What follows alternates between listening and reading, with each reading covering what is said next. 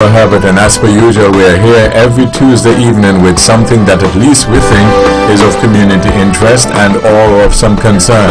And if you think that you have something which fits into that category, you'd like to find out how you can be a part of the program, well, why don't you drop us a line, address it to a Let's Talk program in care of Vaughan Radio, PO Box 195, Charlestown in Nevis, or give us a call.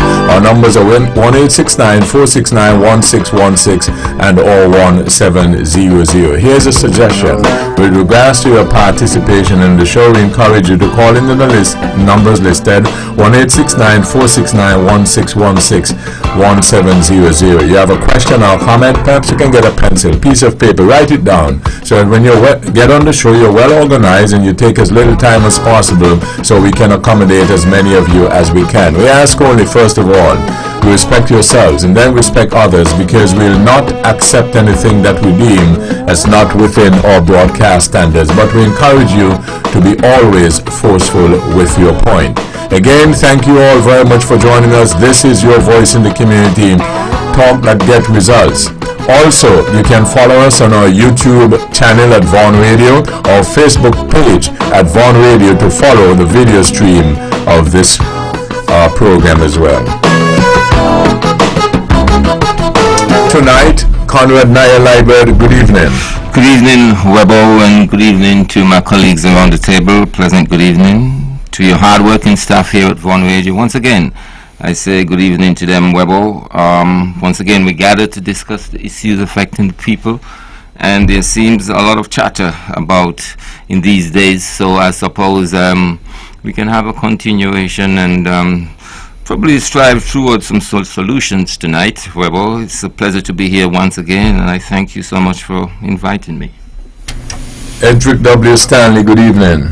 Good evening, Webbo, and again, it's an obligation for me to be here to disseminate information to our people, with the hope that they'd be guided upward and onward, and ultimately to the gracious people of St. Kitts and Nevis, those who listen to us on the World Wide Web and throughout the Caribbean Basin, a pleasant good evening. And we urge you to continue to listen to us on Vaughan Radio, on the Heavyweight program, because we have plenty to say. Plenty to say. Webbo, good evening. Glendale Herbert, good evening. Good evening, Webbo. It's a pleasure to be here. His mic seemed a little... Good evening, Webbo. Put it closer. Good evening, Webbo. Good evening, Webbo. Yes, it's a pleasure to be here. We are at a time where we're at a point in our federation where we've never been before, as it relates to our governance and political structure and the way forward. It's an interesting time which we've embarked upon, and it's a pleasure to be here where we can discuss some of the major issues of the day. It's a pleasure for me to be here once more, and as a part of the VON family and the Let's Talk family. Thank you, Webbo. Okay, so what we got? Well, it would be remiss of me if I don't say a few words regarding the former premier. I mean, him and I go back a long, long way. He went to school in the Virgin Islands, and based on the time he spent there, we actually communicated and we collaborated, and ultimately we have gone forward. He's gone, but not forgotten. And the funeral arrangement based on the federal government, he had been given a state funeral, but more importantly, as a churchman, he was also given a very, very good burial at the church, at the churchyard in Gingerland.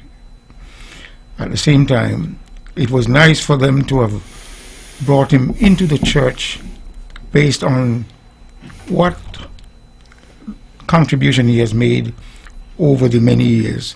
I could remember he would be brought to St. John, where I churched or attended church as a small boy. I am a little older than he is. He was. And as time passed, I always admired him, as he would be brought to the church by Father Blunt, and obviously he stuck with it and became a church member from that early age.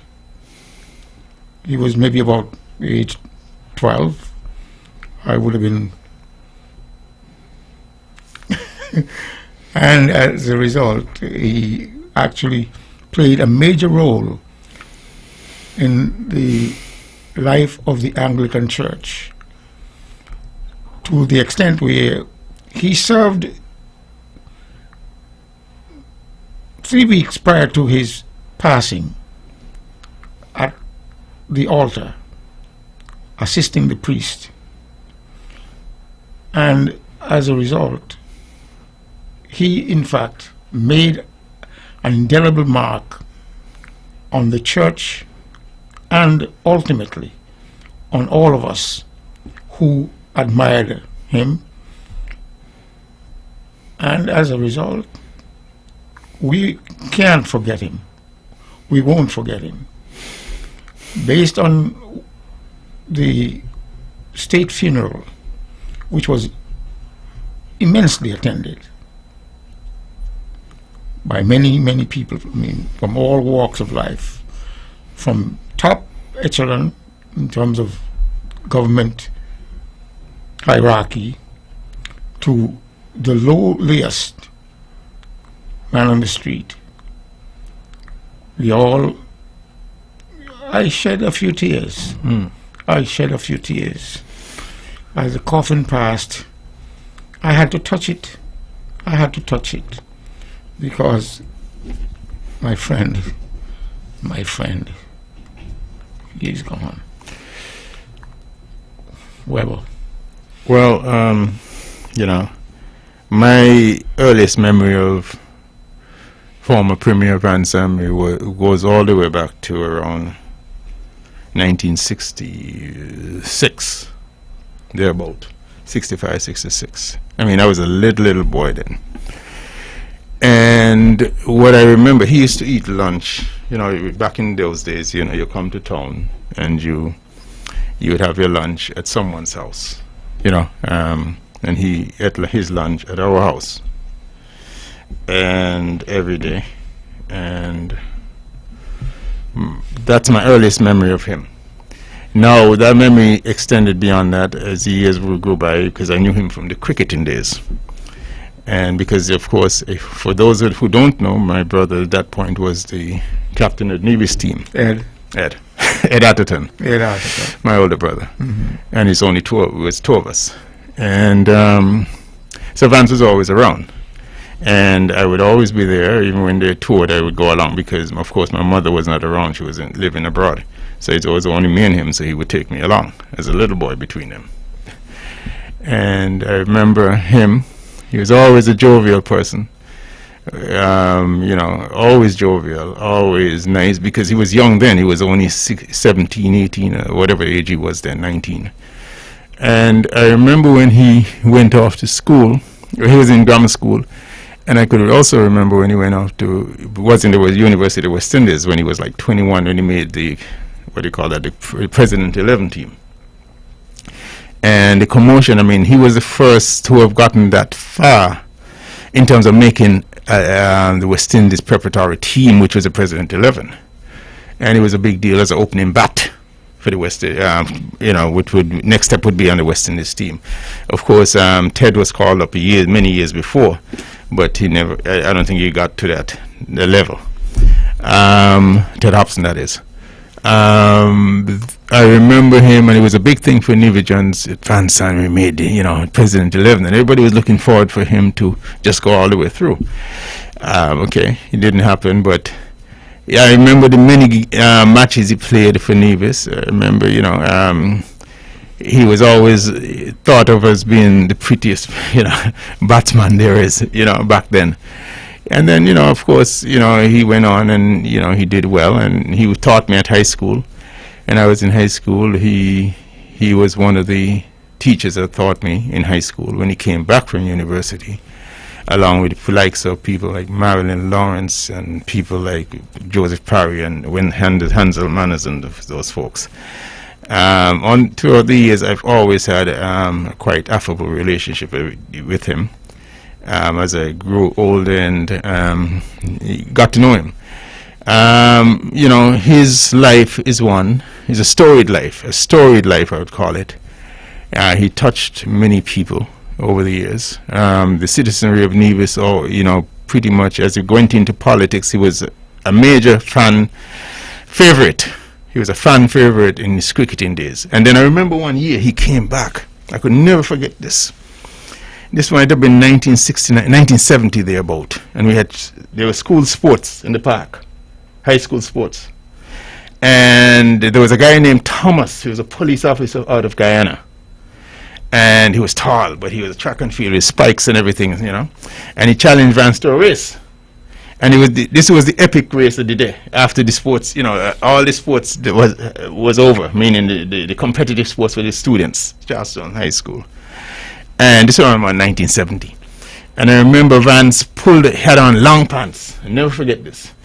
And Thomas is all in shorts and everything, and they started up, the scoreboard is, Naya, and the scoreboard in Nevis. Mm-hmm. They started at that area. They did 150 meters, 150 yards. It was called yards then. It was meters then. And Vance, the whole park now is up in the road. That's what high school sports was in the park then. In 1970, I'm telling you. And he just won the hearts of Nevis at that point. So, even not just for the cricket, but the athletics, he beat this guy in the 150 meters race, 150 yards race. It wasn't meters then. And we didn't transition at that point. And those are some of the memories I had. And then, of course, he went into politics in the, early late 80s, early 90s, thereabout.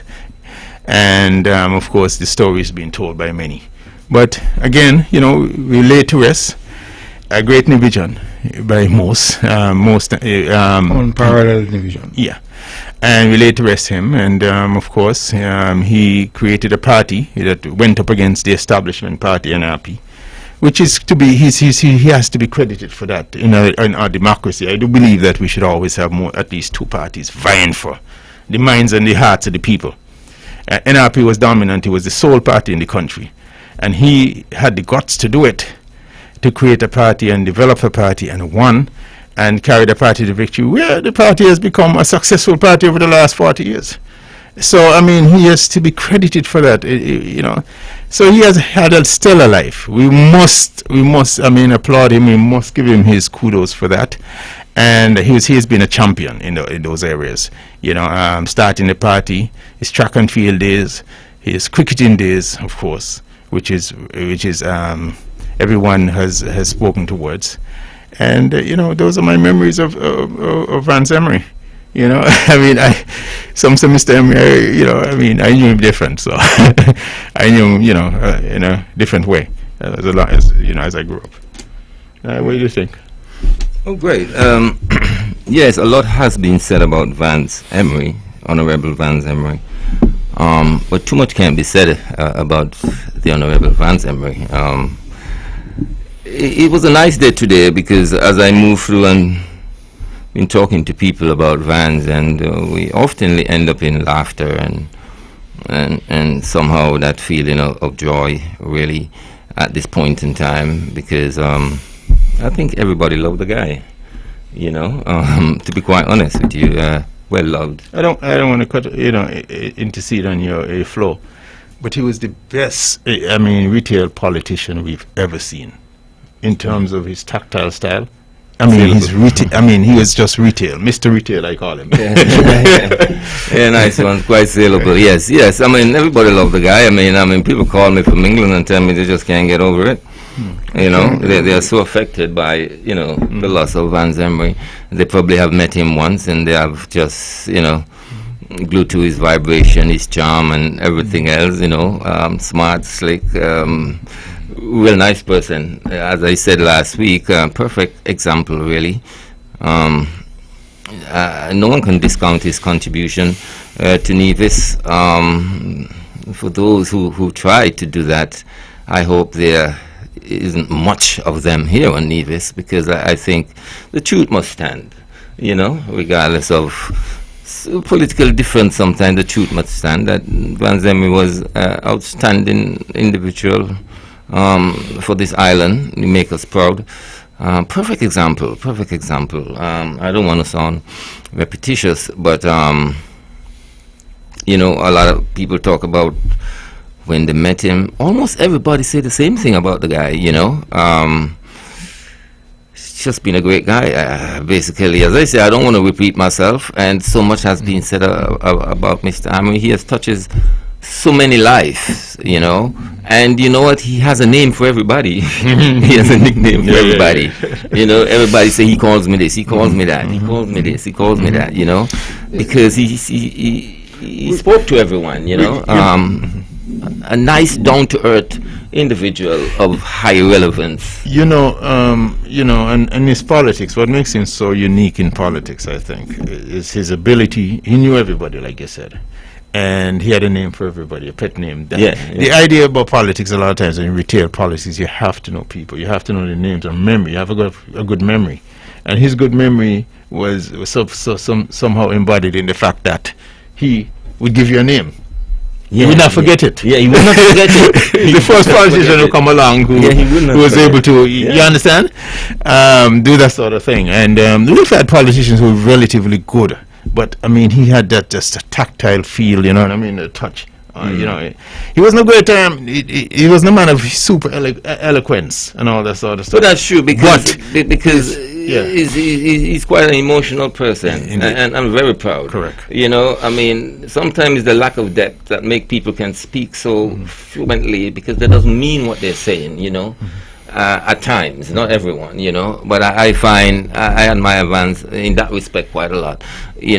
A bit static sometimes, but he's a guy who is very deep, very proud, and I think that has transferred to his love for Nevis, and to me, one of his highlight here in Nevis is to take Nevis to the referendum in the late 90s. That's a gesture that cannot go without serious underlining, in the history of Nevis, really. Some may say he lost, but he didn't really. He did not meet the required percentage, but he was well over 65%. And so that to me did take a lot of, I would not say bravery, but a lot of futuristic thinking and responsibility to undertake the consequence of the if there was a victory, then so I think that to me was the highlight of his political career. At a time when he had Nevis doing well, having a surplus, very, very mindful about the public purse. That's a characteristic of him, which I think, again, worthy to be endorsed. Very mindful about the as I said that, I don't know if Stanley would agree with us, but I thought that particular act of calling the referendum was the thing that really caused the CCM party, to expand. And I'll tell you why I say that, because it was the secession issue was on everybody's mind coming out of 1979-80, and it was owned by NRP at that point. They owned it. Yes. Remember secession at all costs? Yeah. Sure. Yeah, they owned it, and he stole the idea. He stole that singular idea away from the NRP when he called the referendum. When he went for secession, the referendum on secession. That act alone will move a wave of people away from NRP, a sentimental wave of people, into the CCM column, because they became the representative of that idea, of that emotion in the Nevian psyche. So many Novians who held on to that swung. And if you remember, to be honest, the leader of NRP then sort of endorsed it publicly on radio. I don't know if you remember. Yes, that. yes. If Stan, you remember that when Sim Daniel came on the radio and he pretty much endorsed Vance, then the move for going to secession. That, I mean, moved a lot of people and sentiments to the CCM column. And I think that was a brilliant strategic move from a political standpoint for him. I'm not saying he did it for political reasons. I'm not in a position to make that claim. But I'm saying that it was a great political move that gave CCM what credibility, major broad-based credibility in the country. You understand what I'm saying, Stanley? Mm-hmm. I think that was his biggest move, and that is what has kept the party pretty much. I almost want to say it as a dominant party for a number of years, because they've held the office by taking away that issue, because that issue was an emotional issue for every division at some point. They were seen as being a party defending and fighting for Nevis, whether or not people may have different opinions about it, but it was a great political move. That's what I'm saying. It resulted in a great political move. Lives of great men all remind us. It will make our life sublime, but departing, leave behind us footprints on the sands of time. He was a larger-than-life figure, in my view, and he has dominated every facet that he touched. Mm-hmm. He actually became unparalleled simply because of the person whom he was. Like I said, I am still emotionally charged, and it does take away my ability to speak properly, simply because I've been touched by his passing. And God bless his soul. God bless his soul. God bless his soul.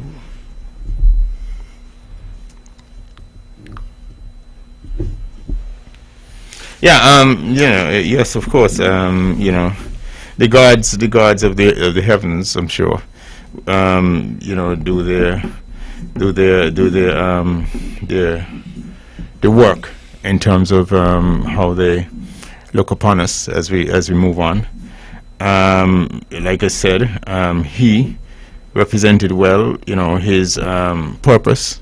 Like I said, he was a good sportsman, and I would dare say almost great in many, in the annals of Nevis history. He did something, I thought, that was great for our democracy, which is introducing a new political paradigm in the country with his the CCM party. He created it. That is good for every division, because the interplay of ideas is always good, back and forth, for the battling for the hearts and minds of the people.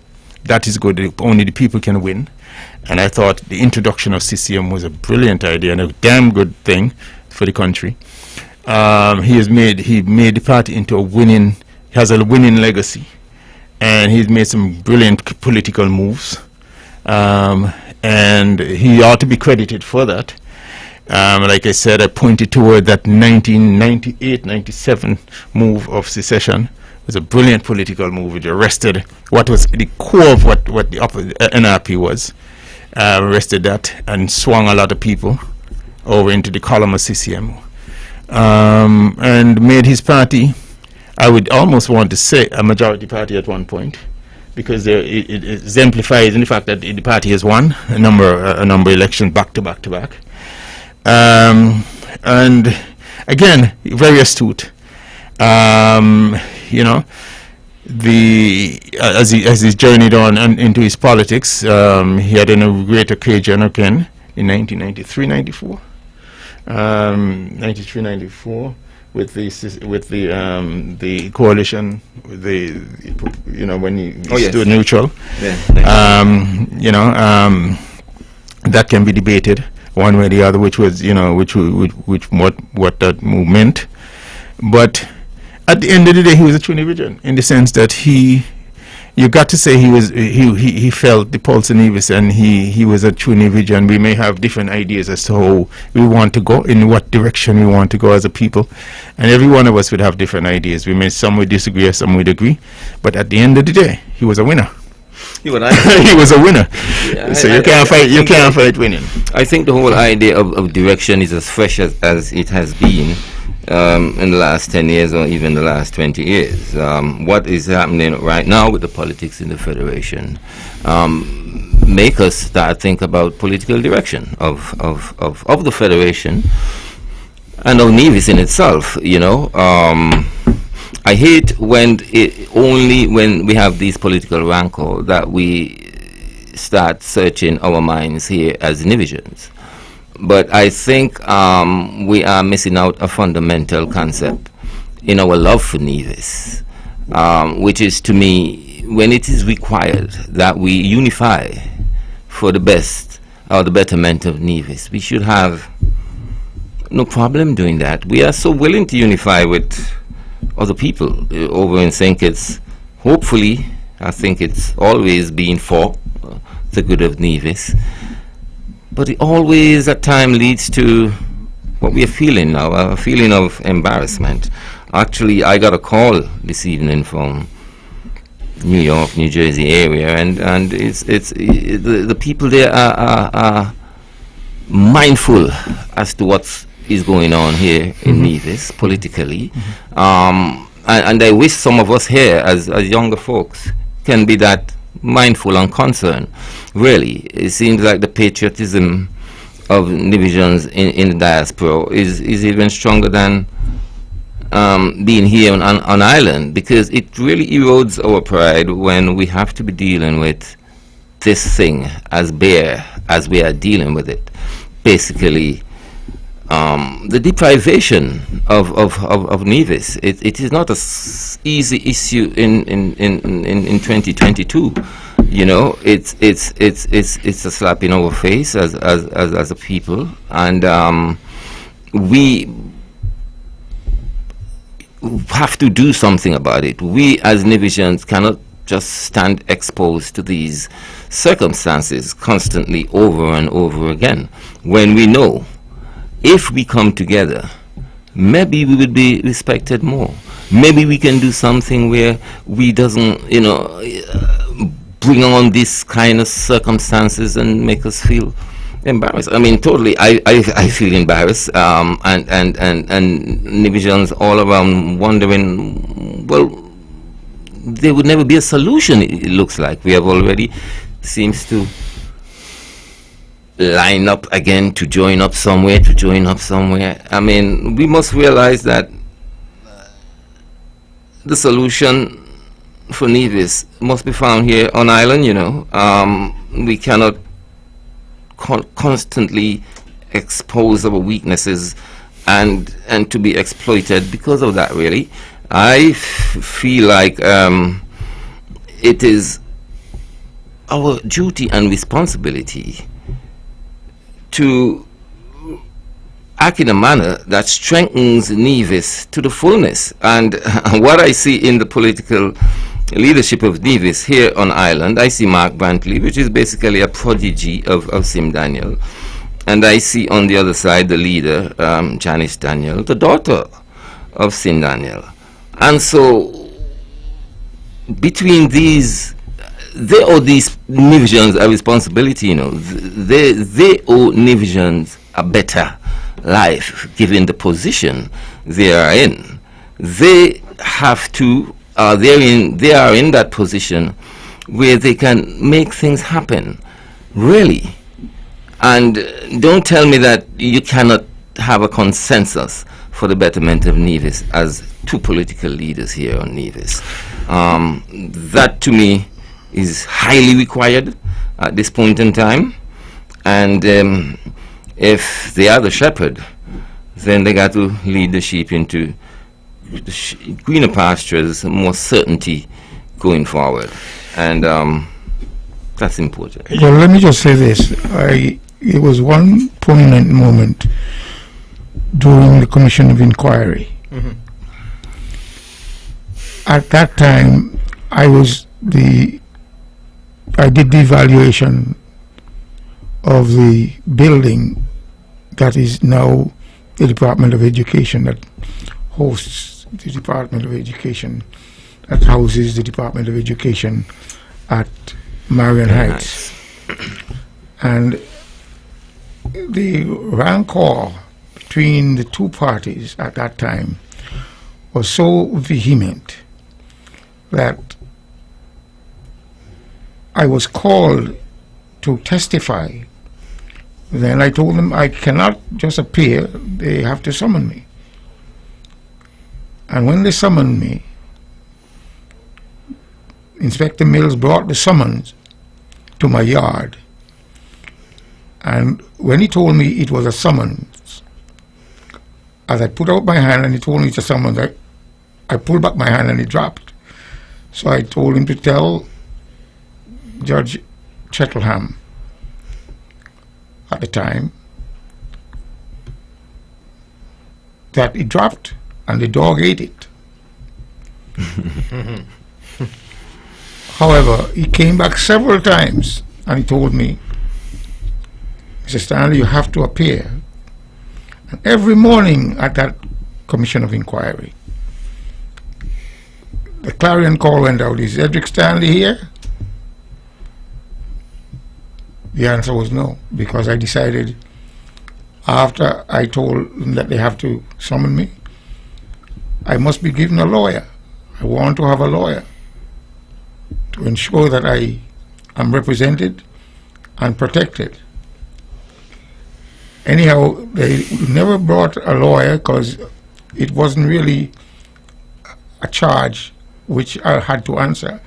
My thing was to give testimony as to what went down with regard to the figures regarding the building that houses the Department of Education. And based on the late Premier, he asked me for a copy, if I had a copy of the valuation. I said yes. And I was able to find it on my computer and gave it to him. And the building was valued for less than what the government assessed it for. Sold it for. I sold it. Or bought it. The government bought it. The building was bought for less than the valuation that was on the document. So, to digress a little and to show that I embrace the former Premier, the late Premier, and I'm sorry that he's gone, unfortunately, but the rancor between the two parties was so, again, vehement, so charged, that they were ready to hang him for something that he did for the betterment of education, the students, and ultimately for Nevis. Based on the current value with reference to the education that has been disseminated from the professionals there, the value has gone through the roof. How much do you put on for valuation for the advancement of our people academically? It is unquantifiable, simply because it's education. And the late Premier saw the need, and he, in fact, bought the building as the Premier of Minister of Finance. And like I said, the value of the building at the time was more than what the government paid for that building. So when you look at the value and adding goodwill with reference to the quantification of the education for our people and for Nevisians at large. It's again unparalleled. It cannot be quantified. But the value was put on, and the government bought it. I mean, sold it, bought it, the government bought it. And ultimately, our people have benefited. And again, the goodwill. Well, the goodwill that is associated with the academic advancement of our people, based on the vision of the late Premier, it spoke volumes. My addition to that, before I go to Naya, my addition to what you just said, I don't think we have an appreciation in this country, I think, for the quality of life we live here in Nevis. I think that goes by us, right under the radar, and we don't realize that we enjoy probably the highest standard of living in the Caribbean, English-speaking Caribbean, here in Nevis, and of course St. Kitts. But we have an eclectic lifestyle here in Nevis. I don't think we understand also that we may rank among the wealthiest country in terms of our individuals here in Nevis, as opposed to most of the Caribbean countries in terms of ownership, property ownership and valuations and what have you.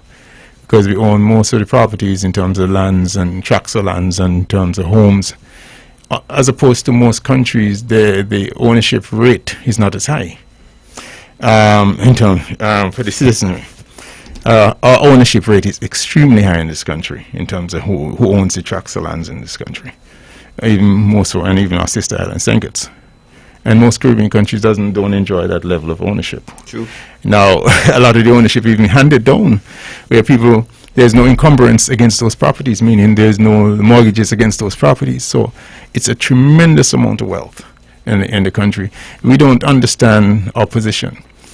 And to the credit of the people who have led this country over the many years, for the last 40 years, since we've gone into independence, I think the stewardship has been relatively good as it relates to that. Including Mr. Amory, who is the longest serving premier. He has to be credited for the preservation of that, our lifestyles. Running a conservative economy, he ran a conservative economy, I would say. So, as credit to him, his fiscal approach has been one in which he's been rather conservative, and the preservation of course our personal wealth in the country, and that has made us here in Nevis probably, I would dare say, go out on a limb and say, probably the most wealthiest group of citizens in the Caribbean as individuals, in terms of our personal wealth and valuations. But to go to Naya and Naya's point that Naya made earlier regarding the federation issues, I think the fair share issue is a major issue here in Nevis, much like the secession issue. And any issue that touches every individual in life is a major issue. It's a major. To me, it's like almost seismic. A seismic issue. Where it can move the entire political landscape in one direction or next. And the fair share issue is one of those kind of issues. Every individual has buy-in for every individual, because when you look at it, Naya, since 2006 when they started this thing, right, the SIDF, and all the way through now, Nevis represents maybe 7% of the monies that Nevis get represents 7% of the overall take. To me, that is abysmal, Stanley. That should never happen. It's an embarrassment. Now you could call it a call to arms. I'm just coining, what you said. For every Nevision, that calls every Nevision up. It wakes every Nevision up and says, no, man. No, they cannot exist. 7% of the overall $5 billion take. I mean, come on. It makes no sense. So I for me, personally, forget my political stripe or wherever I fall in the political spectrum. It got where you get the 5 billion from? Where you get the 5 billion? Where they say it's 5 billion, 5 point something billion dollars that was collected since 2006. Okay. Trillion. I'm sorry, 5.1 or 5.4, whatever since 2000. Last year was 588 million, right? Along in 1 year. But the point is, our take, which is represents somewhere in the region of $350 million or 350. No, sorry. Whatever the number is, we're not even close. We're about 7-8% when I do my calculation. Yeah, 7%. So I mean, I do not understand for the life of me. I do not understand how can that be possibly in the minds of anybody be a fair act and a fair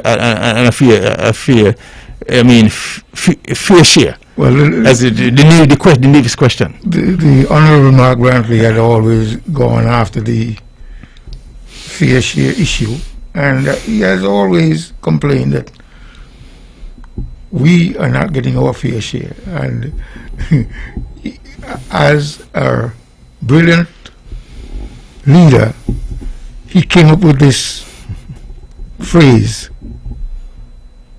fair share. That was the clarion call. It's That was the clarion call at that convention. Fair share. And the thing about it, there are certain issues that like I say, is seismic in any country. Certain issues, you cannot have. You get buy-in on.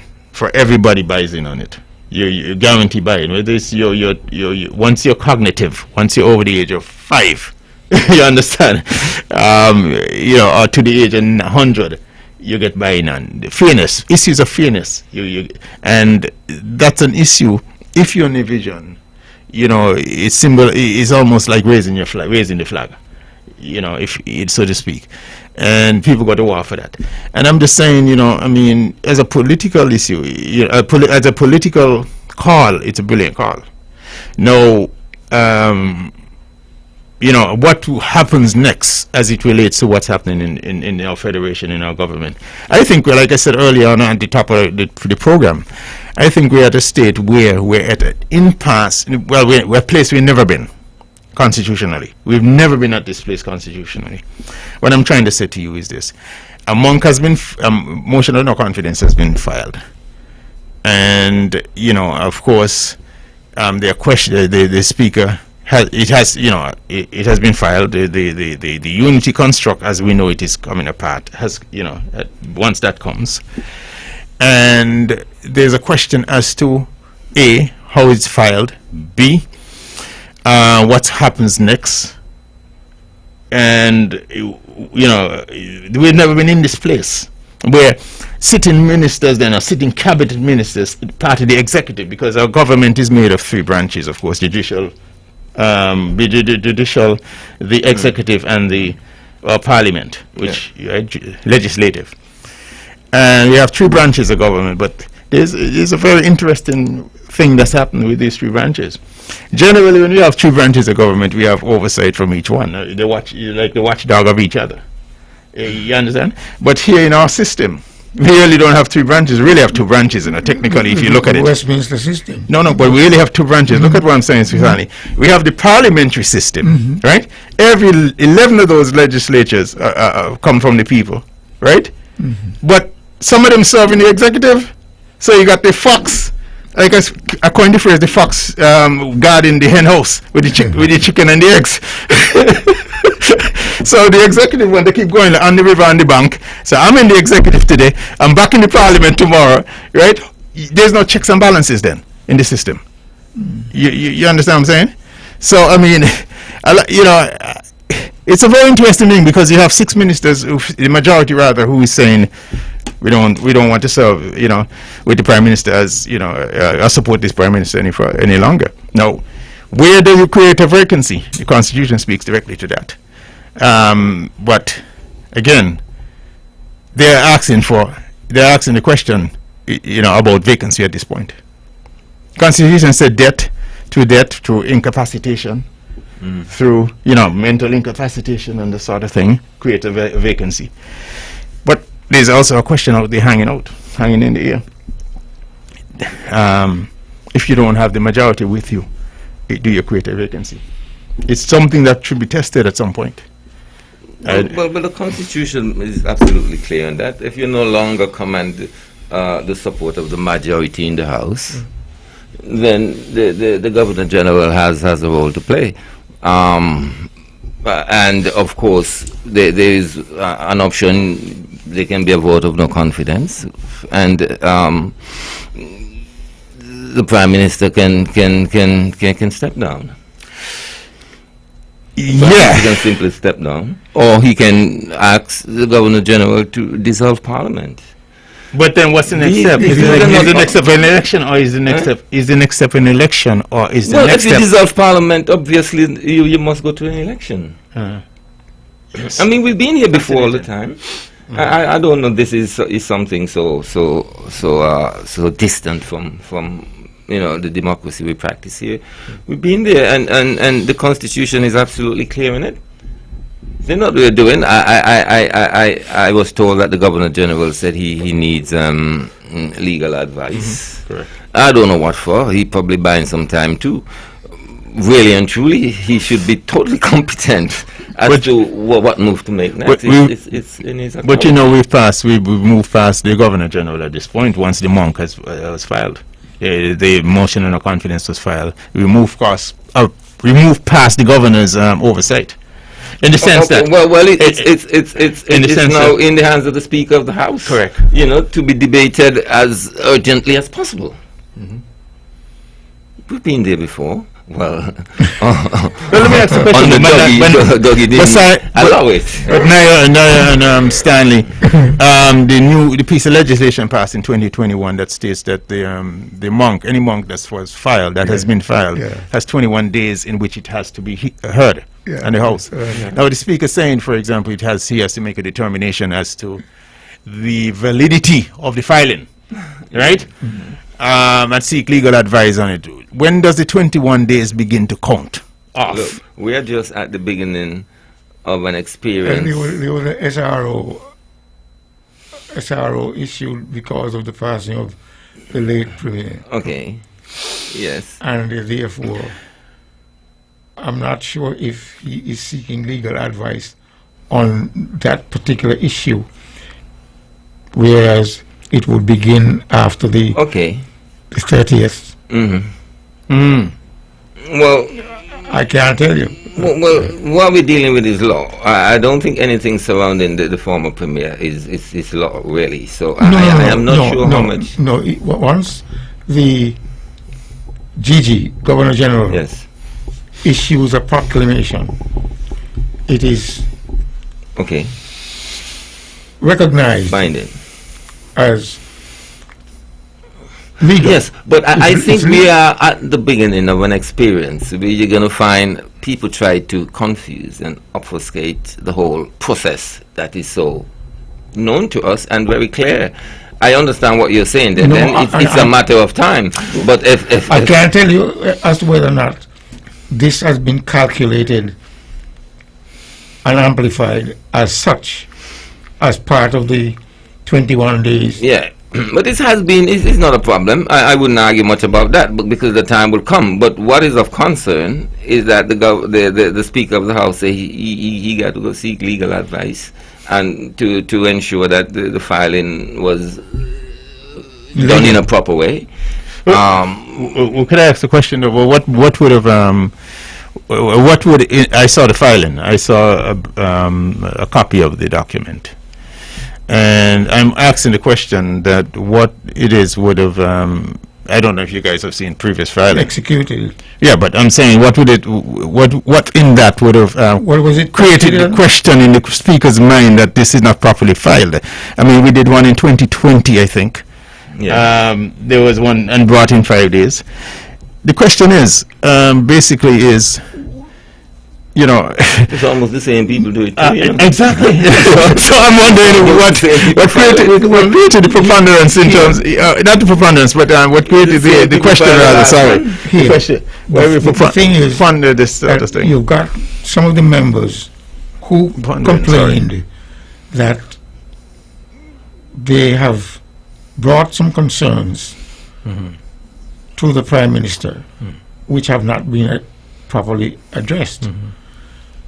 Yeah. And based on these concerns, they felt that they had enough legal grounds to file a motion of no confidence against the PM. We have gone past that Yeah. because the PM has responded, but not satisfactorily enough to prevent the filing. Yeah. If the guys were satisfied, then the gaping hole that was there Yeah. would have been closed somewhat. But because they're not satisfied, they went forward and filed the motion of no confidence. Now, based on what we are waiting for, is for the Governor General and the PM to determine where both of them are with respect to Stoney. his stepping down or being fired or dissolution of Parliament. He's got 3 options. So, No, go ahead. based on that, that is where we are, and we are waiting on the GG and the Prime Minister to determine the course of action. Well, no. I think what we're really waiting for right now is the Speaker of the House. I think once the monk was filed, it takes the GG out of the game. The question was first put to the GG, right, with the letter.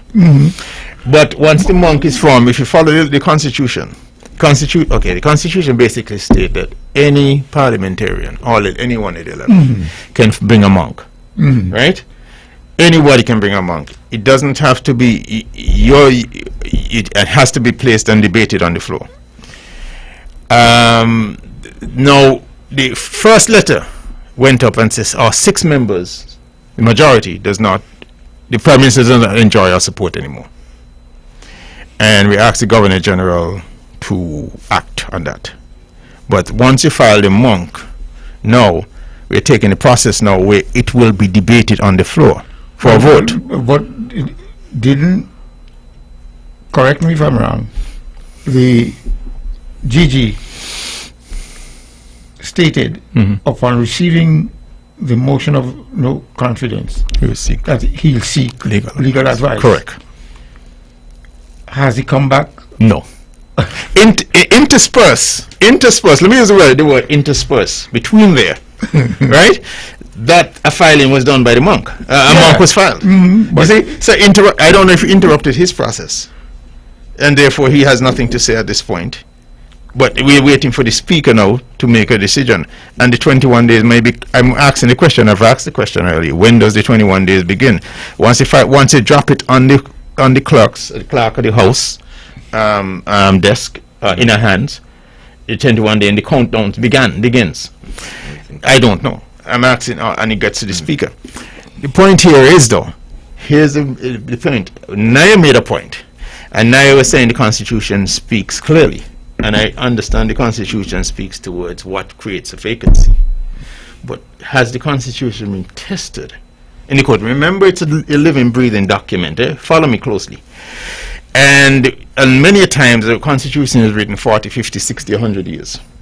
and it doesn't envision the future and what may come up, or what may come up to be new things that may come up that the Constitution didn't contemplate at the time. The Constitution was silent on a particular issue. What creates vacancy? And sometimes the Constitution is tested in the court, whether it's at whatever level to the Privy Council.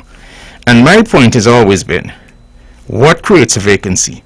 Now, if you're the Prime Minister, and I'm asking the question, and you do not enjoy the majority, 6, which are the 6 representatives that comes from the people, the people's voice that speaks in cabinet, making policy decisions.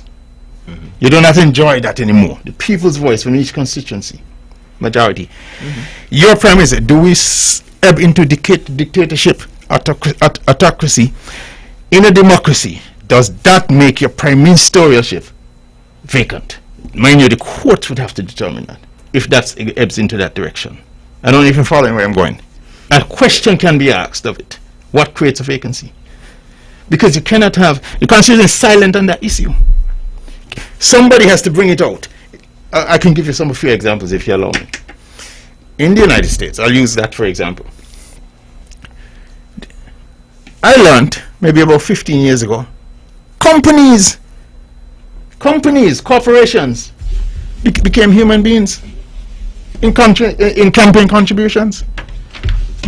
So they have a life. The Supreme Court ruled that companies are considered as human beings. I'm just giving an example. The Constitution 200 years ago didn't contemplate these things. No. Or even abortion. I don't agree with you, but it's not about agreeing. It's just something with the Constitution. no, companies, corporations are in love, living person. Yes. Breathing. Yes. Legal entities. But they didn't contemplate that. Interpretation of the Supreme Court interpret the Constitution, brings it out to the Constitution. You understand what I'm saying? Brings it alive. The spirit of the Constitution comes through. Give an example. A woman who right to choose. Right? Yeah, well, some people say, okay, we're not going to get into the idea of when a baby is born and when a baby, what all that. I mean, when a baby is living and all that. The point, due process, I think it's the 14th Amendment, right, in the Constitution. They looked into the Constitution and said, that the Constitution didn't contemplate then a woman's right to choose an abortion, but they attach it to that. My point is, when the spirit of the Constitution is St. Nevis, a document, what creates a vacancy? What brings that alive then? You get the point I'm making? The judges then will have to make a decision. If you understand where I'm going, if you get to that point. Well, the Constitution speaks broadly with reference to a vacancy.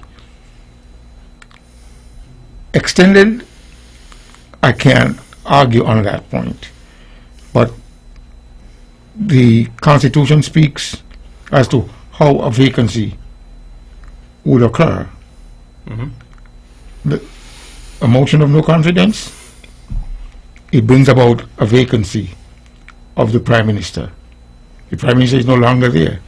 So therefore, we have to go through the process to install a Prime Minister. So you make him vacant. You're going to make him vacant. The vacancy would have been created because of the motion of no confidence. Fascinating. All right? But that is so. That is so. So the point is, though, Stanley, so the Constitution, as Naya said, is not as absolutist as you think, I mean, the Constitution, like, I'll use the United States again. From Stanley's very much what do you call it?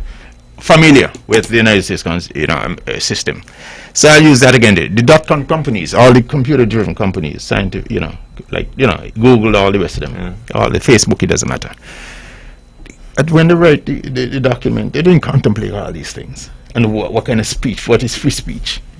You understand? Yes. A lot of these things has to be interpreted by the courts. Well, I don't agree with you really in terms of the timetable when the Constitution would have recognized a corporation as a person. It's not a breathing That's a recent decision in the last 15 years. No, Yes, it is, Stanley. no. It is a recent decision by the Supreme Court of the United States. I don't agree with you. No, it's just a fact. Well, the thing is that I am not a young man anymore, and in that regard, when I listen to the professor, he stated categorically a corporation is, in lieu of breathing, is a body, a living body. Yes. All right? Yes. And that's been further than 15 years ago. I'll leave it there.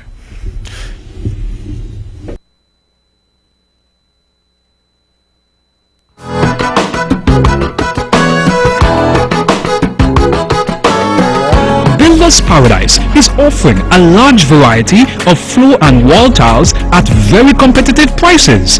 Builder's Paradise has over 2 million pieces in stock, lots of different styles to choose from. Whether you're renovating or tiling a new house, Builder's Paradise has what you need. Wow! Oh, and remember, we're open all day Saturday to serve you better. This is something that you can't refuse. Visit Builder's Paradise today at the C.A. Paul Southwell Industrial Site in St. Kitts or call them at 466-4938.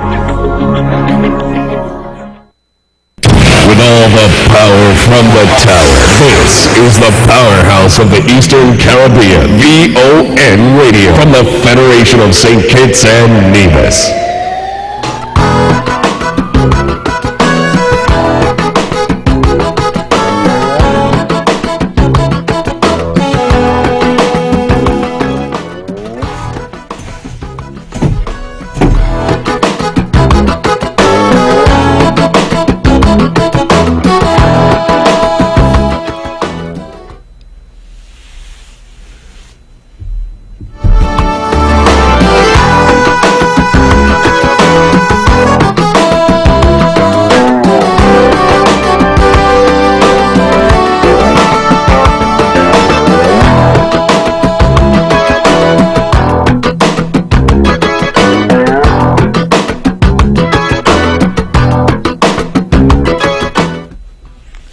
Okay, the mini Olympics at the Mondo track.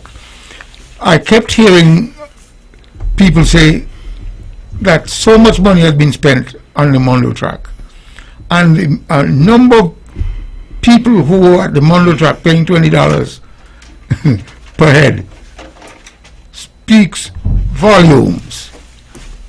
And I don't know exactly how much money was made in terms of entrance fee, but it's a facility that is now used by our people, and based on the $20, I was one of the commentators. Maybe he has exaggerated, but said there were about 20,000 people there. 20,000 $20 a head. Do the math, and you will see that it is a worthwhile expenditure. Regardless of how much it cost us, we are now making money when our athletes, twice to a four, 40,000. You know, I think it is. I think this mini Olympics this year into primaries was a stellar success from the, based on what I've seen it over the years. The attendance was through the roof. I think people were hungry to just get out and do what we normally do and do at that time. But we had some recommendations. I think I had thought of, and a group of people I thought of, and I put it out there. And I hope the people who organized that event could take it to another level. And some of the recommendations I thought of was that I'm going to throw it around the table. I thought they should go to a two-day event, and I'll tell you why. Because I think to start the event at 12 or 1 o'clock in the day when the sun is at its hottest, until 3:30, just to block a time when the sun is at its hottest. I think they should start at like 4:30. I think they should go into the night till 9 o'clock, because generally that's when they do it, and do it on a 2 day, add a few more field events and whatnot. And it helps the vendors in terms of the sales and the kind of money they can make. It helps the economy in terms of what government would make, the injection into the economy. Those are two things I think would happen. I think it encourages more athletes to get more involved, their physical, in terms of their physicality and all that. It brings people more together, more spending. I think also government can look at it in a different way. They may not have to give the half the necessary relief they start at 4:30.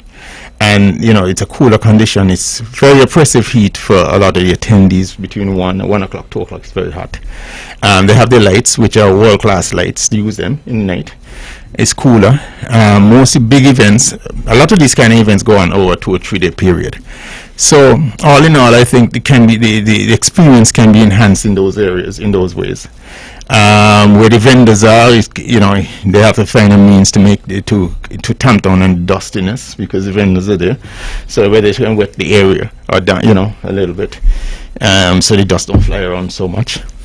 But I think those are some ideas that came to mind that I think, for a few more field events and stuff like that, and expand it to 2 day. So now, the block of time is, let's say, from 1 o'clock to, let's say, they finish at 8:39, which was 8 hours. So if you go from 4:30 to 9, you got how many hours there? 4.5 hours. And then 4.5 hours, you get 10 hours, 9 hours out of it, which is the same amount of time. And then you have a 2 day event. And then also, Stanley, what you have, you just set up like that because you create some anticipation for the second day. Enthusiasm within the public. You understand, to come back. Based on how the events are going and how, the scorecards are going for school. And, so you bring back the same crowd, you turn the money you gain through the turnstile, meaning people coming in, it can be doubled and be beyond that. So I think, the ways of looking at this can be tremendously successful beyond, the way we envision it as we're looking at it at this point. But it's been successful thus far, but it can be even more successful, I think. I don't know what you guys think. Well, I think one of the considerations is that you got young children. Mm-hmm. I think that might have been the overriding factor. They are primary school students, mm-hmm. and as a result, they may have curtailed it into that space of time simply because of the age of the children. Mm-hmm. I would leave it there. I think, yes, the event is massive. No doubt about that. Massive event. And such recommendations has been made. I've heard that over the 2 days. Whatever is better for it. Yeah. I will work with it. But they say if an engine is working properly, don't try to fix it. But still, that's just that. We can find ways of improving things. Mm-hmm. And even though it's working good, it can work better for the people of Nevis, for mm-hmm. the parents, for the kids. But let me just congratulate all who have been involved in this mm-hmm. organization of these kids. It's not easy to keep kids under profile mm-hmm. and have them do what they're supposed to do. And I sat home and looked at it on the television, and it was fluent, man. It was fluent. It flows pretty well, So a lot went into it, and I know the mothers and the fathers, the parents, they're totally involved. Weeks and weeks before that, they're on the beaches every Saturday and Sunday, training the young ones. And then because of the Mundo track, they all now have to run in track shoes. Mm-hmm. You can't go run barefoot. Mm-hmm. And so that's kind of raised the standards. And even though some of the mothers was bawling about the expense, they're still very excited, mm-hmm. To see their kids put on their tracks, and the kids wouldn't settle for less, the truth. And so if you want, good behavior and everything, you got to work with the kids for that day in particular. It's quite an exciting thing, to be quite honest. It's so beautiful to see people having fun.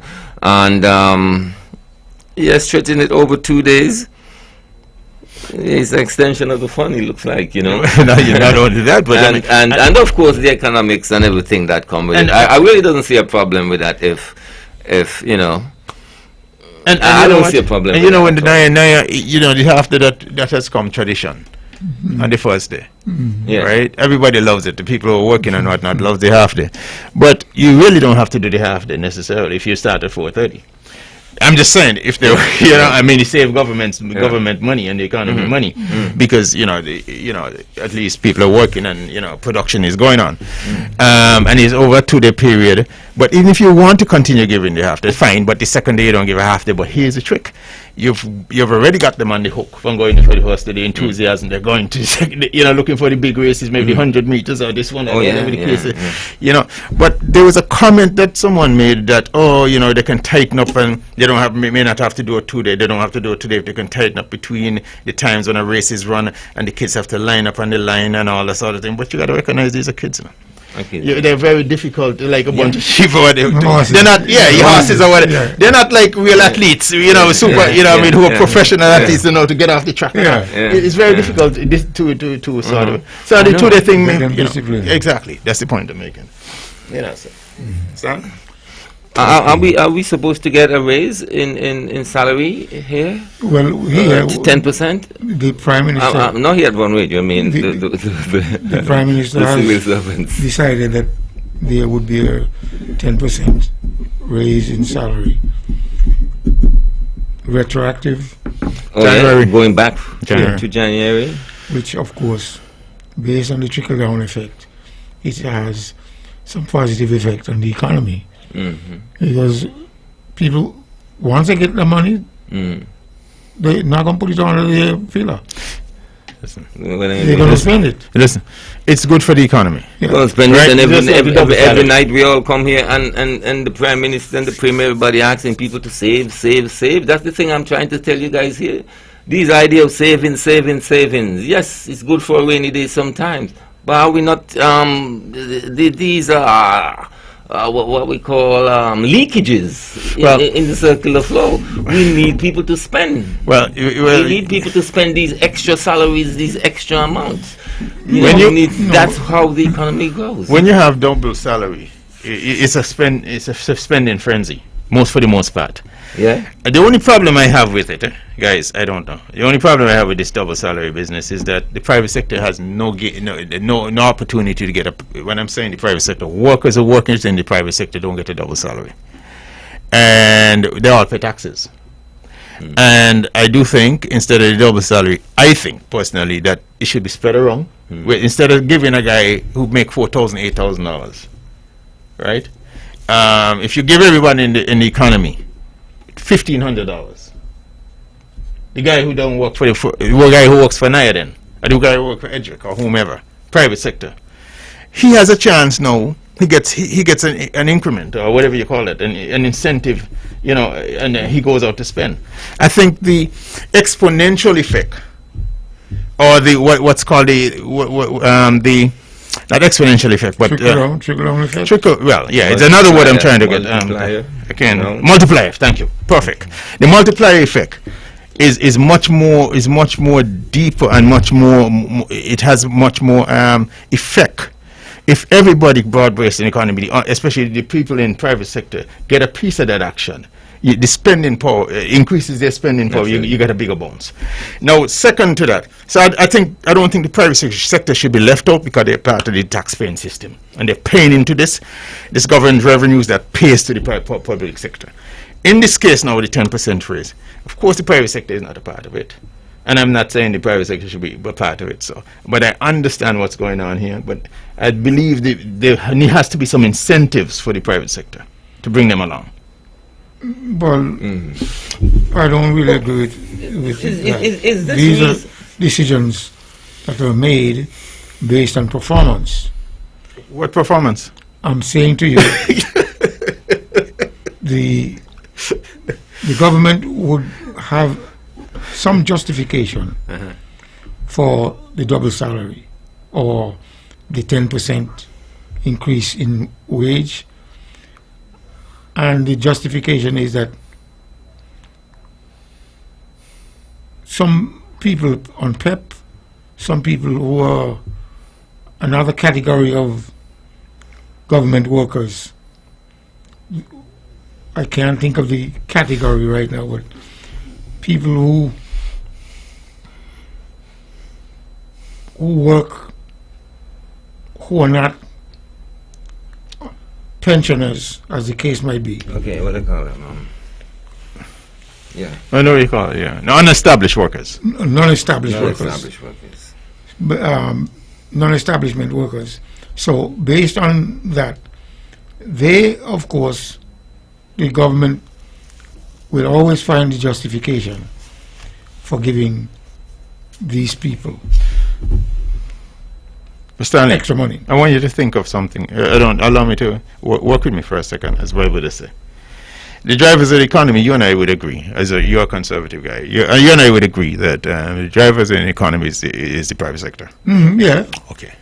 With that being the case, in St. Kitts Nevis, the public sector is rather large, but the drivers of the economy is the private sector. It's supposed to be. Always, right? Incentivize the economy. And if that is the case, Stanley, it doesn't make sense to you that some encouragement ought to be made in that to that end. I mean, even in Nevis, 4 Seasons occupy 700 workers roughly, and then the ancillary workers that add on to that, the people that do service and all the sort of the 4 Seasons, it comes to probably 1,000 plus people involved in that, and then you have all the private sector, all the hotels and all the other private sector people, construction workers and the likes. Government occupier space, maybe, I don't know, maybe, maybe 40% of the workforce, maybe. Here in or more, yeah. Public sector, 60%. Yeah, all right. You see what I'm saying? So, I mean, at some point, I'm just asking the question. It begs the question to me that the private sector. I mean, you're an employer, Manaya. Stanley, you're an employer. I'm sure you would like to be. You'd be encouraged, rather, if there was something added to what you could give to workers. I'll be certainly encouraged. I mean, I always had this argument. I always say government in St. Kitts Nevis is quite big, and it's not a good thing. But there's so many things that encourage you to want to work for government, and not to go into your own business. Brilliant. So listen, the way we do things, Stanley. Stanley, the way we do things, Stanley. I don't understand your logic. Stanley, I'm saying that there's so many incentives to work for government. Exactly. Because there's no incentive to work in the private sector. Why would I go private sector if I could go to government? Sit in government every day, make us get guaranteed salary, get a double salary every year. I ain't gonna do it in the private sector. Listen to this. I ain't gonna do it in the private sector. What is the incentive to go to the private sector? You tell me. Make it make sense, Stanley. Look, I worked for people in the past, in my early days. But I always wanted to own my own business. Always wanted to have my own business.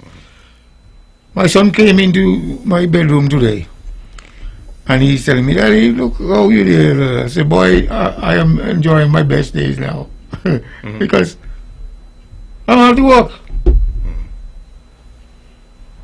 But he can't see that.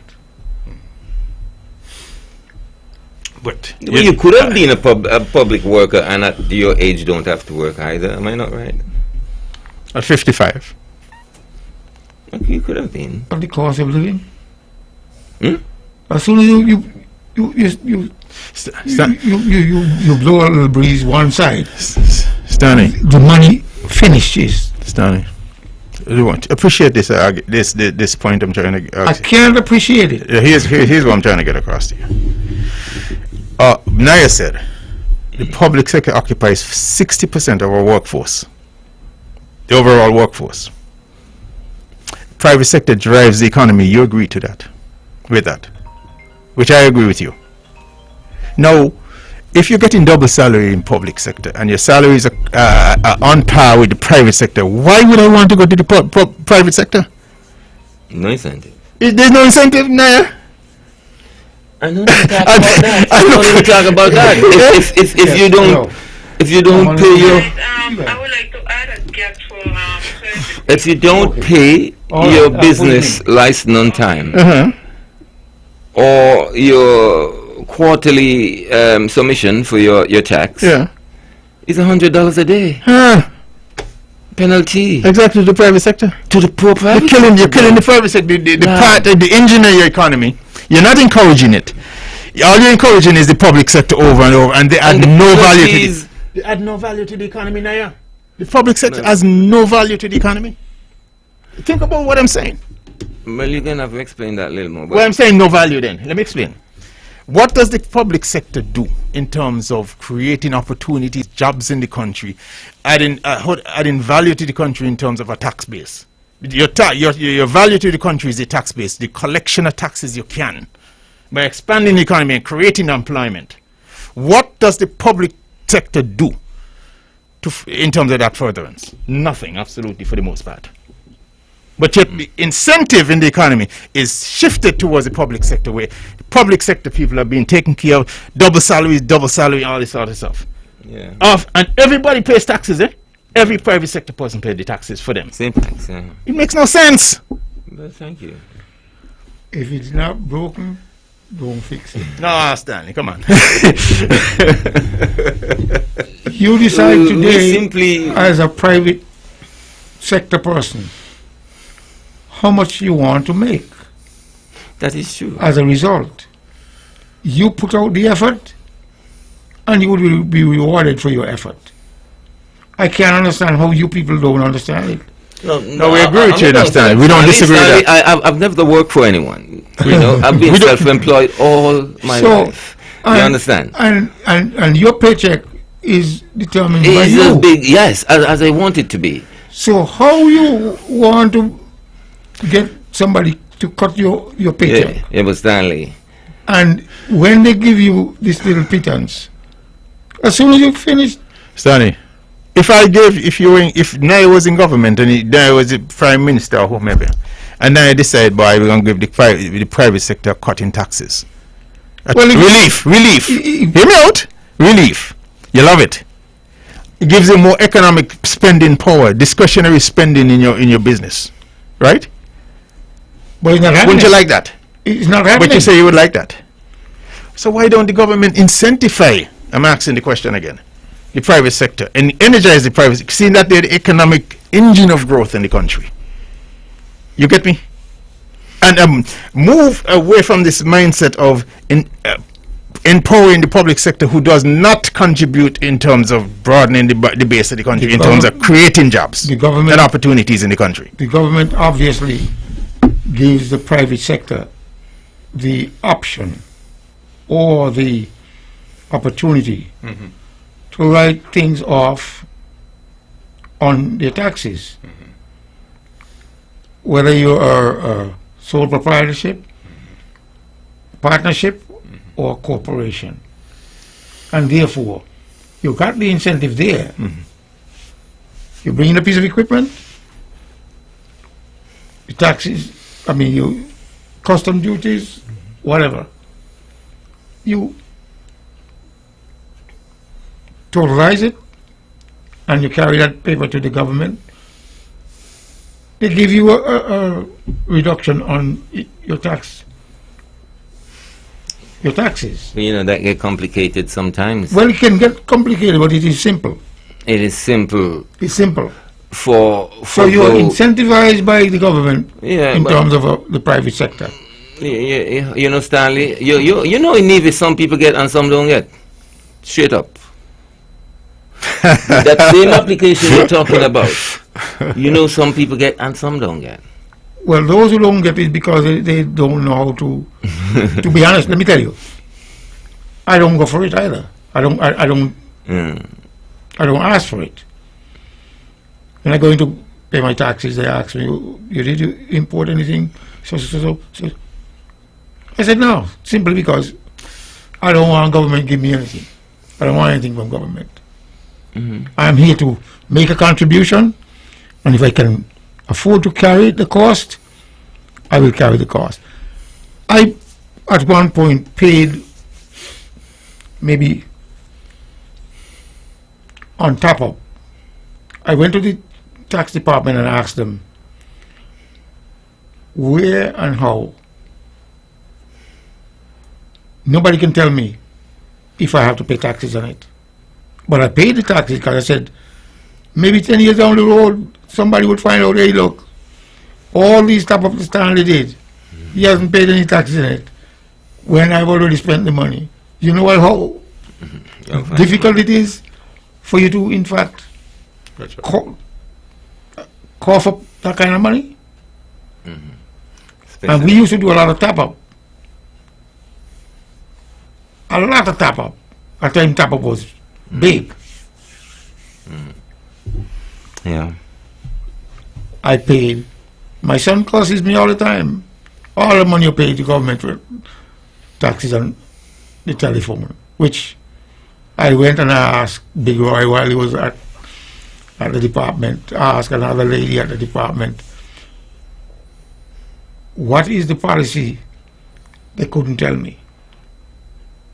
So I never wanted to take a chance to get the money, pocket it, and then maybe spend it, and then when time comes, here comes the tax man. Okay, so what the 10% is really about? The 10% in terms of salary. Yeah, but is it a genuine economic? No, listen. Reason driven? You could speculate, all right? Yeah. I have speculated from the time I heard it. Mm-hmm. And what's your speculation? If you don't mind.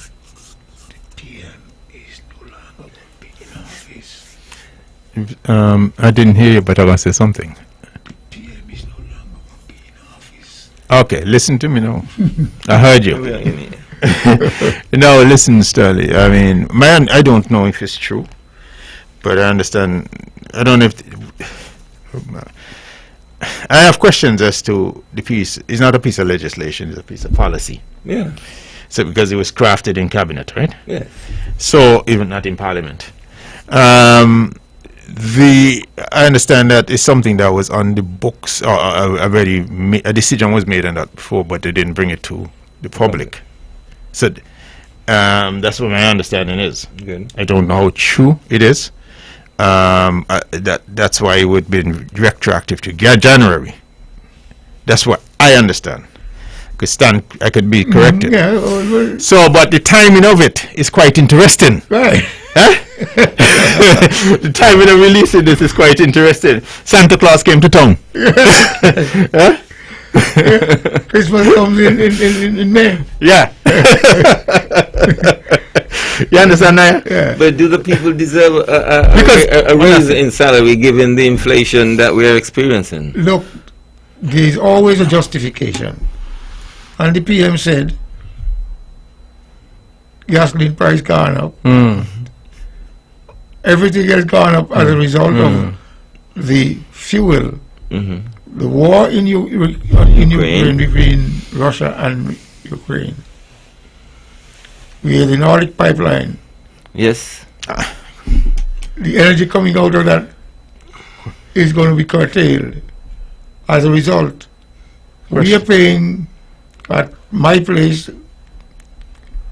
the price at the pump is $17.50, and everything has gone up as a result of that war. All right. Yeah. So based on what's happening now, shipping, Everything. Yes. rent, commodities, no matter, the supply chain has been impacted. So it's a good prime minister then. No, who have not so fast. decided to. This is a question. Who have decided to combat that for his people, Right. by giving them a 10%. Not so fast. Think about this. I want you to think. I want to show something on the table for you, Naya. Think about it. The budget process starts in October thereabout, and it goes to the end of December 31st for a new budget for the new fiscal year. So fiscal year 2022, which we're living in, would have started in December 31st, rolling into January. So the budget, meaning the allocations were already made. Follow me? Yes, sir. And allocations for the increase, I am imagining, would have been already voted on.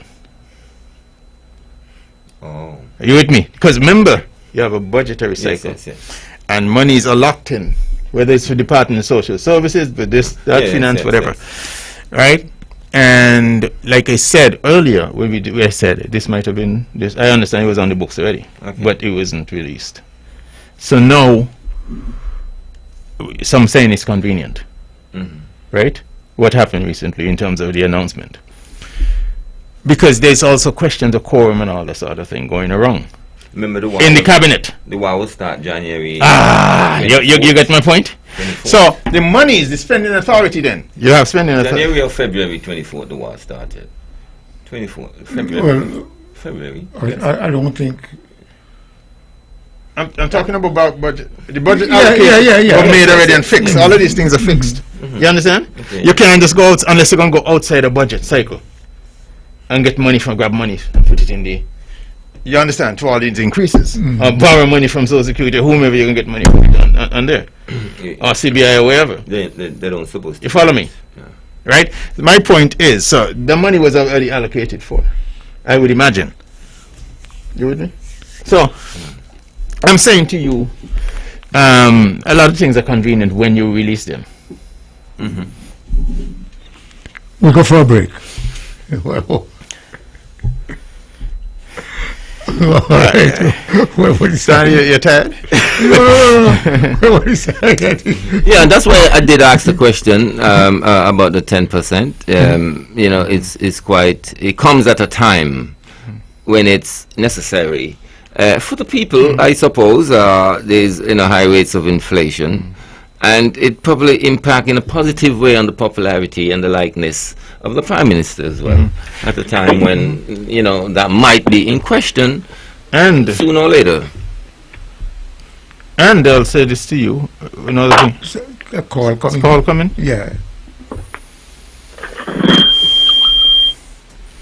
Hello, good evening. Yes, good evening. Very interesting to listen to what is going on in the Federation. And the silence is deafening. With people in this Federation are still getting nervous, who's supposed to be educating our people with what's going on in the country today. And it's a shame to listen to some of the people. I could remember there was a motion of no confidence against Douglas? Hello? Yes. We're listening. Yeah, do you remember there was a motion of confidence against Douglas? Yes. Good. And I could remember this legislation and all you guys was educating everybody about the motion of no confidence against Douglas. But all of a sudden, nobody want to talk about motion of no confidence. We're talking about Ukraine. We're talking about all kind of things that have to do with us. But we have a situation where our country is in a big international mess. Our children's future is in a mess. And when we listen to people who's supposed to know better, who's supposed to be educating the people, because of where we stand, we don't want to talk about it. Who authorized Timothy Harris to talk about his increase? How Sean gonna get an increase when Sean Richard was not going to cabinet? But I lost my job for that case. I didn't walk off the job. But he's not going to cabinet.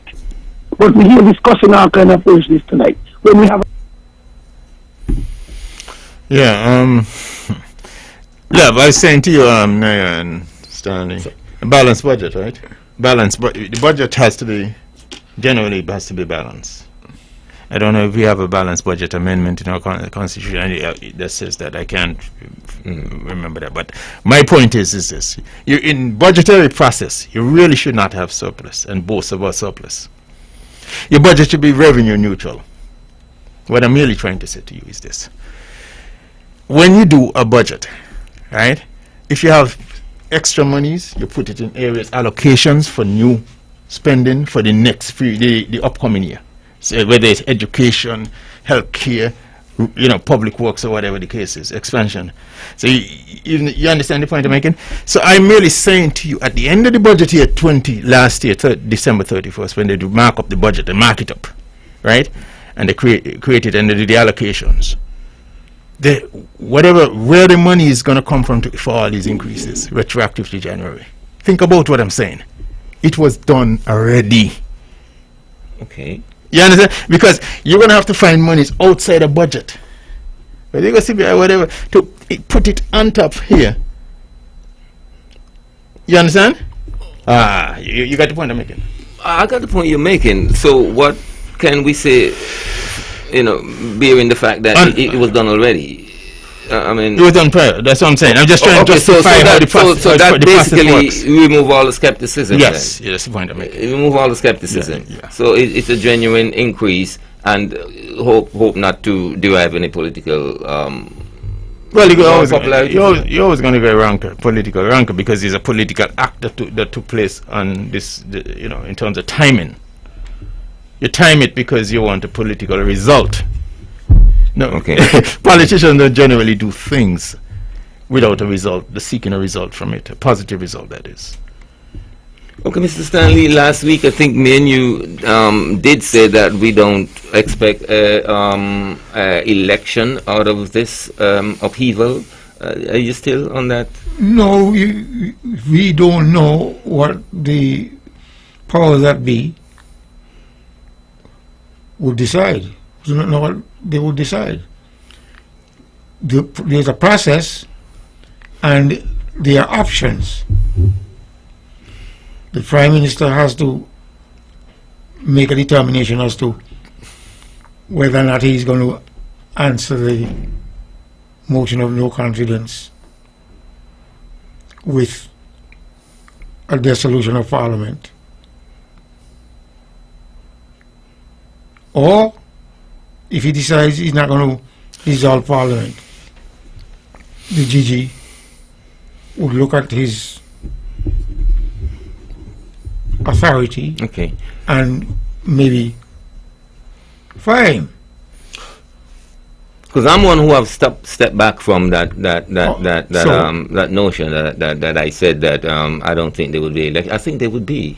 I think the needles are pointing in that direction. The needles may be seemingly pointing in that direction, but I don't believe there is any incentive in the parties that are involved here to go to an election. You got 3 years on the clock. What is the incentive for the Prime Minister to go to an election? 3 years on the clock, and uncertain for him to get a prime ministerialship. Again, what is the incentive for Pam to go to election when they don't know the outcome and they might be out of office? And they have the majority of the government in St. Kitts, from what I understand, in the top end, is more Pam people than anybody else. What is the incentive for them to go to the polls with 3 years on the clock so they can make the clock? So you got two parties, the two of the interest groups here, have no incentive to go to an election in any real way. Think about it deeply.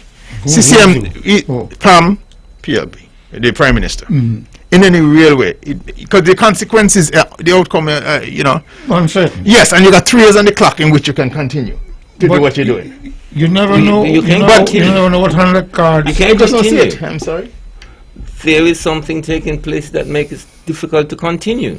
I agree, but here it is. There's no That is why I continuity. keep saying this. There has to be some sort of settlement of the matter, I think, and it's either going to be they seek a court through the court matters if that is possible, or some sort of an agreement has to be made. I just don't see them going to the polls.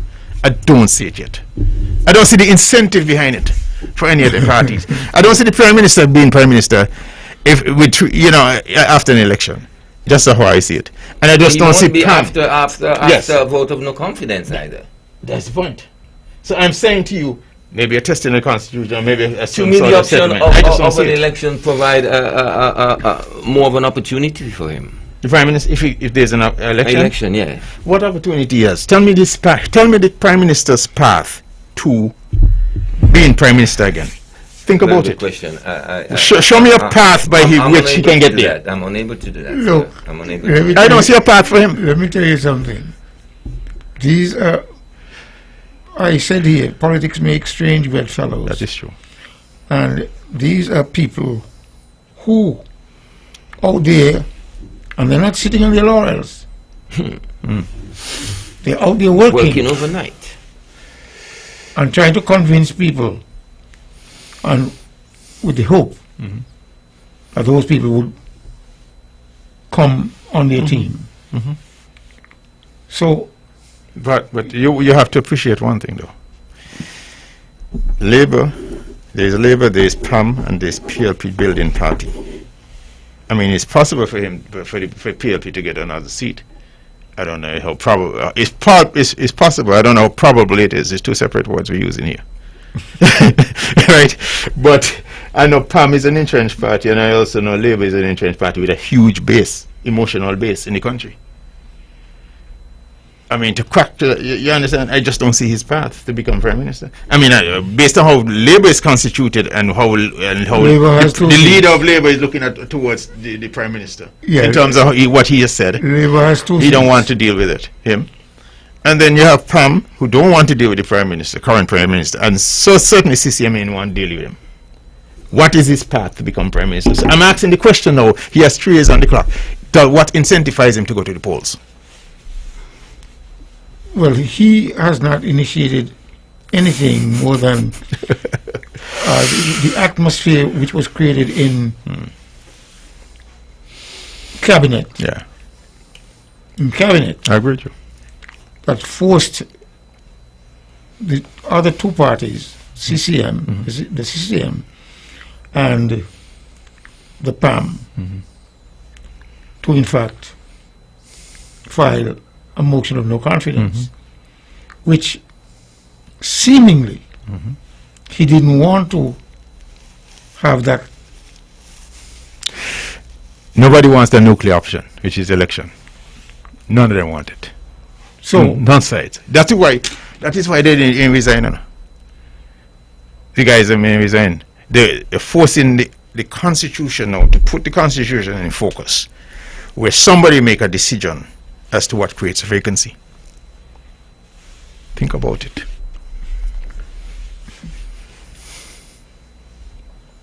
Think about it. And the courts would have to decide that. No, I don't see it that way. Okay, let's say the monk come back and the Speaker of the House he has taken some time to review, as we say. Right, and call for the votes. Isn't it?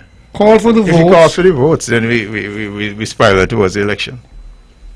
Call for the votes to see how many people are going to support, or go the other way. Once it has been debated in Parliament, the Speaker must call. Could I ask you a question, Stanley? If the Speaker don't call for the vote, is there a way to go to the courts? When a monk has been filed, is there a way to go to the courts and the higher courts? Listen, the monk... I'm asking the question. The monk has been filed. It's not filed properly, or it hasn't been filed in his whatever. For whatever reason, what do you do will next? have to find a way of filing it properly. And it's never filed properly. What do you do next, Stanley? No. In the Speaker's vision, hold on. In the Speaker's vision, walk with me. At some point, you have 3 branches. You have the 3rd branch. Where do you go for redress? If the Speaker, you file it this way, you file it that way. He's not comfortable with it. Now, where do you go now? Listen. The court is this is not the first time motion of no confidence has been filed. This is the first time it's been improperly filed, as the Speaker not sure if it's properly filed. First time. Well,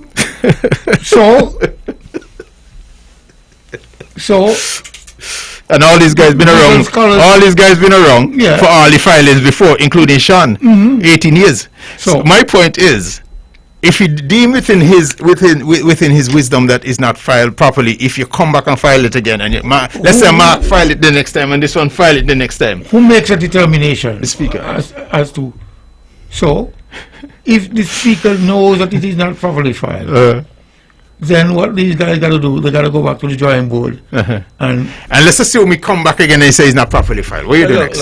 No. I'm just asking the question. No, you can take him to court on that. That's the point I'm making. You could take him on court on that, man. You understand?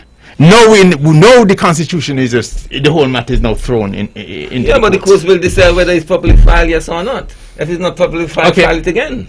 Well, when does the Speaker words end? It's in the. I don't understand. I'm trying to. When the courts decide that it's properly filed and you have to do your duty, you must do your duty. So the courts, I don't know. The court decided to look. This document is properly filed. This is a whirlwind. Right now we pass. You understand the point I'm making?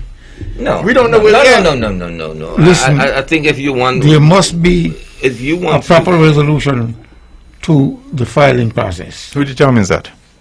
Well, if you got to go to the court, then the court, but then after the court speaks,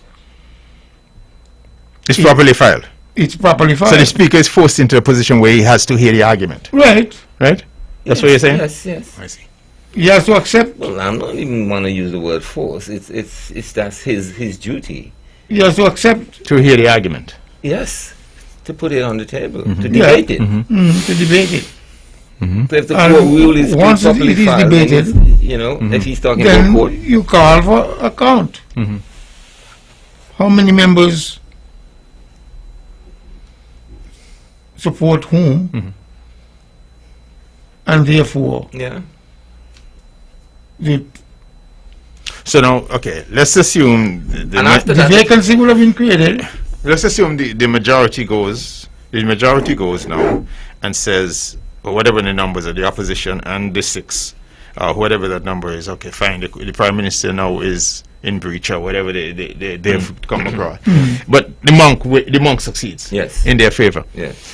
The prime minister now, you cannot remove the prime minister yet, can you? Does he have opportunity to dissolve the house at this point? But that's that's- that's I'm the asking the governor question. general duty there, or the prime minister can ask the Ask him governor to resign. dissolve parliament in 3 days' time. No, the prime minister. Can I ask you a question? Can the prime minister now take the matter to court and say it was improperly removed? Because the constitution says death, incapacitation. Hear me out. Naya's word at the top of the discussion. Yeah. Right? The black and white print, the document. Now he goes to court for him to prove. He make an argument to the higher Well, court. Because he wouldn't have gone on without a The fight. Constitution also said that the prime minister can be removed via vote of no confidence, Listen, and that's what we're talking the about. process, regardless of how long the process takes, it must come to a conclusion, and action must be taken in the best interest of the country. So, whatever happens, whoever wants to take the matter to court, the court speaks. There is a way forward. Yeah. The court has a certain amount of power to force. Which court?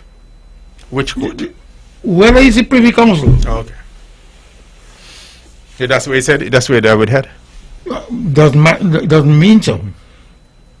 Nobody's going to accept the law court position. Either parties would not. Well, we're not sure. They're going to fight it all the way through We're not sure. because everybody wants to stay in power. Well, we understand that. But at the same time,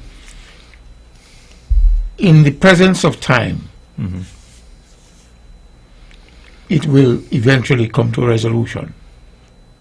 But the country paralyzed.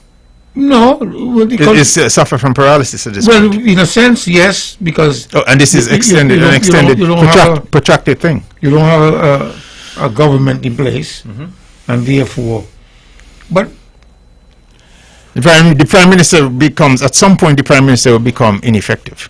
well, Because, okay, if people take the streets, and this begins to ratchet up over time, right? The prime minister becomes ineffective, paralyzed. well, once Right? once there's a decision made, He does- a resolution has to come forward. Because, A resolution to the matter must. because you must imagine, Stanley, the opposition is going to say you're governing as a dictator at this point. They're going to be ratcheting up this kind of rhetoric in the interim. And that would create the paralysis that we're talking about in the prime What do you mean ministership. if this matter reach court and Yeah. goes It on drags to long out. It drags legal out. debate? And it's not good for the democracy. It's not good for the country, in my opinion. It's an interesting mixed bag. You're talking that way. You know why you're talking that way? Because you've been stained by previous stained by history. You've been stained by history. You know, that's why you're talking this way. 'Cause I don't really see. Yes, I could understand what power is, and nobody wants to let go of power. Okay. But you've been stained by history still, because I don't see all this thing going to court and this long drawn-out process. But I could be wrong. But the court will have the final say, and it must come to an end. Yes, I agree. It must come to an end. I agree. You know, but I don't see it really. But now, there's no reason. The Constitution is so absolutely clear on the matter that I don't see it going too far, unless somebody wants to really be dogmatic. Okay, listen. The governor has taken a position. He needs legal advice. A man who wrote the Constitution, right? One of the writers of the Constitution. You with me? He needs legal advice, which is his right. Nobody wants to touch this hot potato, right? No. What I'm saying, understand where I'm coming from. He wants legal advice. The speaker said he wants legal advice. You get where I'm going? This is becoming to a state where somebody has to make a decision along the way. And nobody wants to make a decision. I'm merely saying the courts, it spins into the courts and it's protracted. You understand the point I make? It's, to me, we can look around the corner and we can see what's coming. You don't have to know how it can come in. We see the change in the clouds, we see the winds turning up. Well, to be honest, I would say this, that based on what I am seeing, nobody wants to give a power. That's the point. But these cases that we usually fast track with the importance they hold with the people and, you know, stability of an island country. So these cases usually be fast tracked. Even though they're fast tracked, that is still take. There's certain time. There's a great uncertainty involved in this, though. They're going to still take, because the wheel of justice grinds slowly.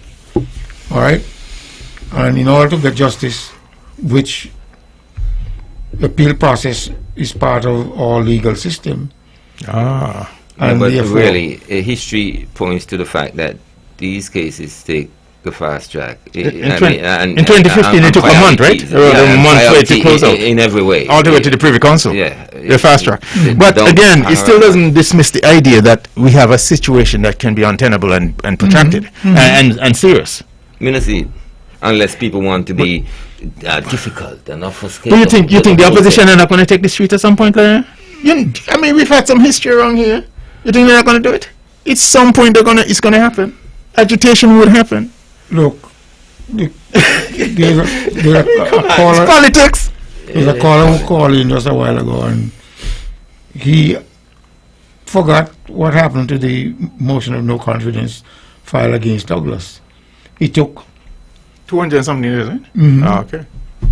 That's what prompted the law to pass 2019. That makes it 21 days now. I asked the question earlier, when the 21 days started. Nobody seems to know. Well, you can go on until the end of the no. I know it seems to know. No. Well, I don't see it going on until the end of the year.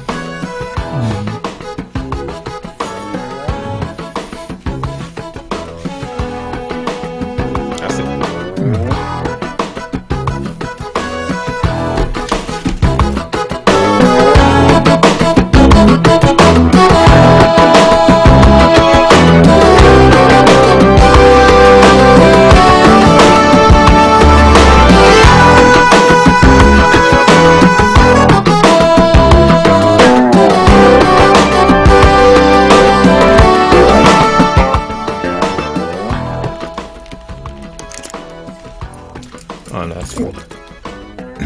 there is a desalination plant supposed to come to Nevis. One for St. Kitts.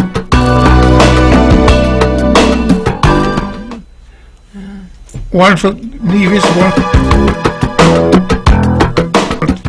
It is a good idea.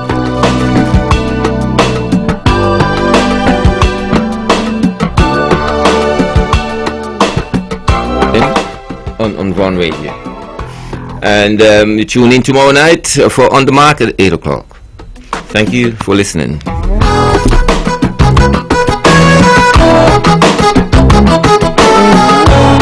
The views and opinions expressed in the preceding program are solely those of the participants and do not necessarily reflect the views of the Nevis Broadcasting Company Limited